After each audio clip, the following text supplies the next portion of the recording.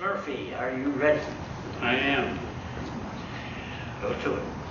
Well, thank you, everyone, for being here today. Thank you to the Portuguese Cultural Center, to the Brookfield and Danbury League of Women Voters for doing all the work necessary to put this together. It was nice when I walked in as an Irish politician. I'm especially comfortable in a debate with a bar. So I think things will go well. Why is this country and this district crying out for change today? It's palpable. As I go door to door throughout this district, you can feel it. People want something new. Why is that? People are looking at a healthcare system that's hemorrhaging at the seams, costing too much and leaving far too many people behind. Middle-class families throughout this district are being squeezed by education costs, by rising taxes, by rising energy costs. And they look at a Congress that seems more intent on giving more to those who need no more. They see a war in Iraq that is spiraling out of control, getting more violent by the day.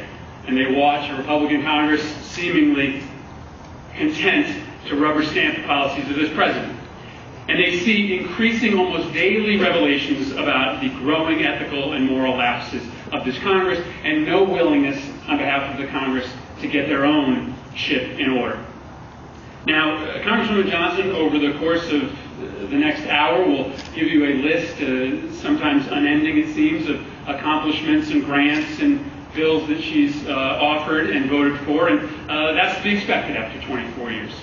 And I hope the question that you ask yourself throughout this next hour, and frankly throughout the next 2 weeks, is simply this: has it made a difference? Are things better because of it? Is our healthcare system better for working families and for small businesses? Is the middle class getting more opportunity, not less opportunity? Is the situation on the ground in Iraq getting better, not worse? And are we doing anything to reduce the growing corruption in Washington? The answer, I think, to all those questions is no, that none of those are getting better, which leads to the central question here: do we need change? I think we absolutely do. And I hope that you'll also have the courage over the next 2 weeks and over the course of tonight to look past the character assassinations and the 30-second spots and to hopefully see who I am, because I'm proud of my record in 8 years in the state legislature. I'm proud of being part of a state legislature and a state senate that puts politics behind and issues first, that has passed stem cell research, that has moved us forward on prescription drug price control, that has cut taxes for the middle class, and has increased protections not only for our environment, but for many of our most vulnerable citizens around us. I think that this election is about change, and I hope over the course of the next hour you see a vision by which we can all, together, make this country better. Thank you.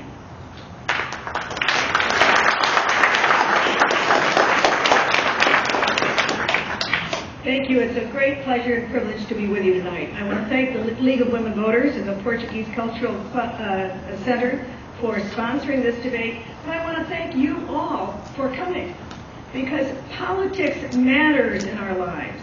Government matters in our lives.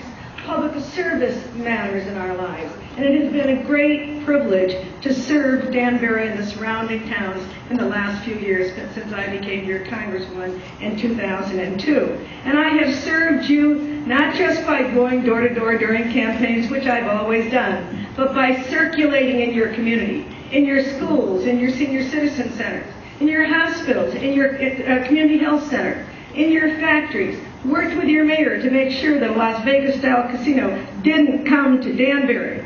Worked with your firefighters to get a $350,000 grant. Working with Candlewood Lake to make sure that Candlewood Lake is preserved for all of us and the people around it aren't laden with fees. Working with your senior center to get a $3.2 million HUD grant to help build it. Working with your police to stop the terrible threat to our children of sex predators on the internet. Working with the transportation people to get better exits and exit ramps for Danbury residents and those who commute in this area. Working hard with the mayor and everyone interested to keep the Taxpayers Assistance Office open right here in Danbury. And yes, working with the Land Trust to try to preserve all that land around the prison as open space. And working with the law to make sure that we have better tools to preserve open space, passing just recently a new tax provision that makes it easier for small landowners to donate land for preservation.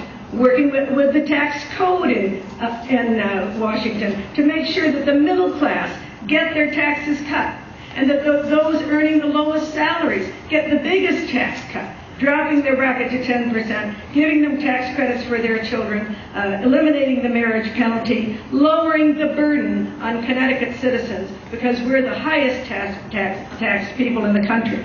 And yes, working with your hospitals on all kinds of things that make sure they get reimbursed fairly and equitably so they can be strong facilities for your community, and bringing to your seniors the benefit of prescription drugs, a tremendous benefit, a program that's working, a program that will get better and better each year. I'm proud of the work I've done in Danbury, even having to bring the 2 blue locomotives to your railroad museum, and working with everyone in this community, but particularly the TRIO students at WestCon and in between, who are working to have the opportunity, the first in their generation, to go to college. So I'm here in your community, I'm present, I work with you, because I believe public service is helping you realize your vision of hope for your community, and working with me on national policies which help us all.